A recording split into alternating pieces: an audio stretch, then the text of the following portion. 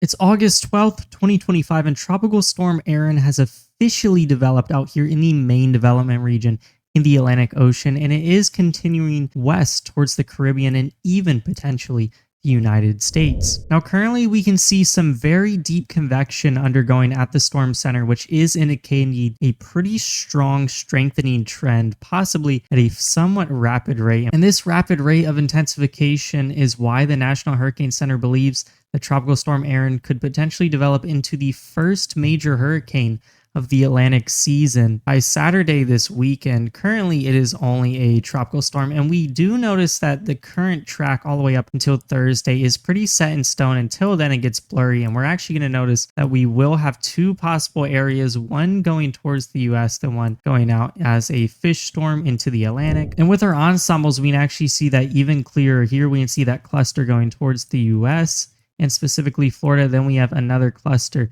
trending out towards the Atlantic with that fish storm idea in mind. We can see that we have a lot more ensembles trending towards that Atlantic fish storm solution of occurring, which definitely is the thing which is more likely. As we go into the future, probably 2 more days, this will get quite a bit more ironed out and our track will be a little bit more certain by that. And then for other tropical disturbances, we actually have quite a few. We have 3. One of them is going to be in the Gulf, and it actually has a 0% chance of formation, so that's not something to worry about, just possibly quite a lot of rain to the Gulf Coast states. And we have another one out here pretty far in the Atlantic. This is also at a 0% chance of formation, so nothing to worry about. And another one up here pretty far in the northern Atlantic, pretty close to the Canadian province of Nova Scotia. And this does have a very small chance of formation, but this one is also expected to just travel out into the Atlantic and not pose a threat to any land at all. And then on top of our tropical weather, we once again have a threat for some severe weather today, specifically up here in the Great Lakes region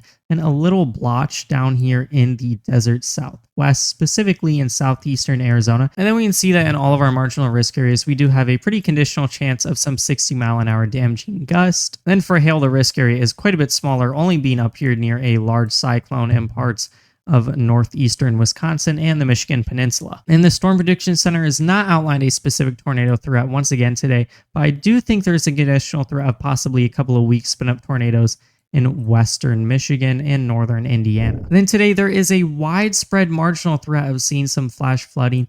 This spreads all the way from the desert southwest through central Texas up into the Midwest Great Lakes region, and then a lot of the mid-Atlantic and southeast, excluding a sliver down here in the Mississippi River Valley. And pretty much in this entire marginal risk area, there is the conditional threat of 1 to 2 inches of rain and a very small threat of flash flooding. Then in our slight risk area out here where the Carolinas meet Georgia, where I also do think there could be some strong storms later today, there is going to be the threat of some rainfall in the range of 2 to 4 inches, so a slightly greater threat of flash flooding in that area. And then for pretty much everybody but farther out west, specifically the Pacific coast, it's actually going to be the coolest day in quite some time, with that return of our highest temperatures to really only being in Florida and then Texas. It also could stretch a little further up into Arkansas. Then in that area, we could see anywhere from the low 90s feels like temperatures all the way up to the low 100s feels like temperatures. And pretty much everywhere else in the Great Plains and then further out east, it's mostly just going to be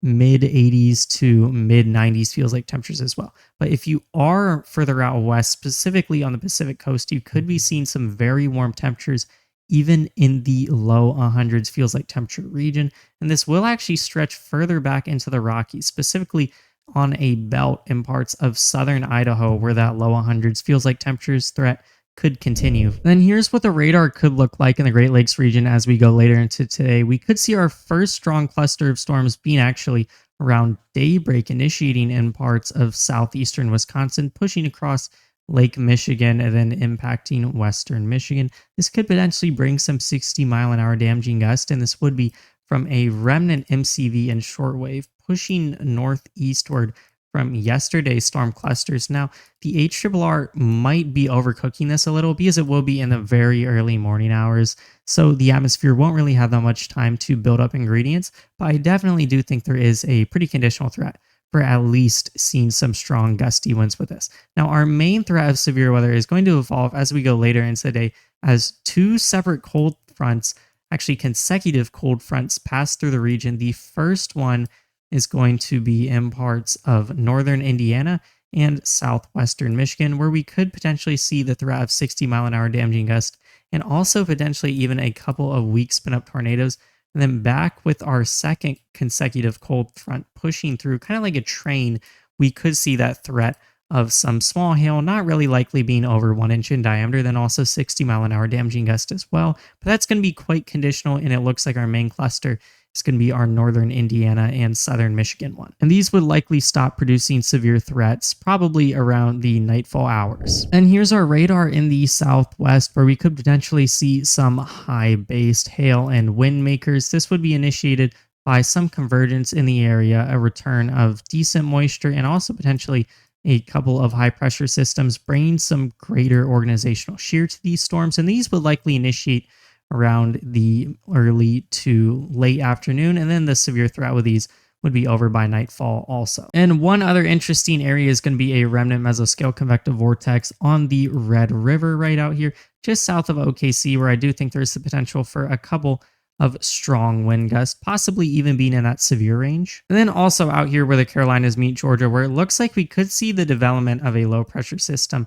along an area of high pressure with some greater flow. And I do think this could also potentially bring the threat of some severe gusts, but it's mostly going to bring quite a bit of rainfall, likely in that 2 to 4 inch range. And then here are 500 millibar winds showing us a greater look at where that storm forcing is going to be today. And we can see that the vast majority of it is going to be up here in our Great Lakes region. We'll actually see a couple of different short waves pushing through, one specifically out here in Michigan, then our second one out here in Wisconsin. That's also going to be why we have that 2 specified areas or isolated areas of severe weather today. And we also do see some flow out here associated with an area of high pressure where the Carolinas meet Georgia, and which is another reason why I do think that cluster could actually be strong to severe today. Then here's our storm environment for that risk area out here in the Great Lakes region, possibly bringing that threat of all hazards of severe weather, but it would mostly be a damaging wind threat. Our photograph doesn't really look special.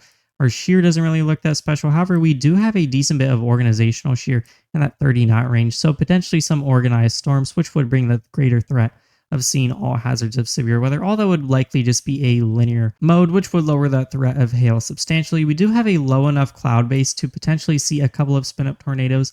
And we also see a extremely high 3 cape in that 200 region, which is great as that threat for general severe weather, and also potentially a couple of weak spin up tornadoes. Now our hail risk is going to be close to 0 out here because our mid-level lapse rates are going to be extremely low. Our freezing level is going to be somewhat high, and it's also going to be a linear mode with not loads of organizational shear. But the main thing for this setup, like most setups, is going to be a very moist environment, 72 dew point, then also a pretty unstable environment as well, 3,500 cape. And this is also going to be coupled with a precipitable water of 1.6 inches and some dry air aloft. So we could see some damaging gust and flooding with this line of storms, but it's likely just going to be damaging gust out here today in the Great Lakes region. Then here's our storm environment out here in the desert southwest, possibly bringing some high base storms with that threat of some small hail and damaging 60-mile-an-hour gust. But mostly we're going to see just a high base storm mode with ample moisture for this environment, as well as ample instability with some dry air aloft, and also a decently high downdraft cape as well, 1500, and also a pretty low relative humidity. So all things which would hint at a greater threat of seeing some 60-mile-an-hour damaging winds. Then our lapse rates are actually going to be pretty impressive, 8.6 Celsius decreasing per kilometer in the mid-levels and 10 Celsius decreasing per kilometer at the surface. And that's going to be coupled with quite a bit of cape up here near our freezing level. So I definitely do think there will be the threat of some damaging gust and hail in that 1 to 2 inch in diameter range out here in the desert southwest today.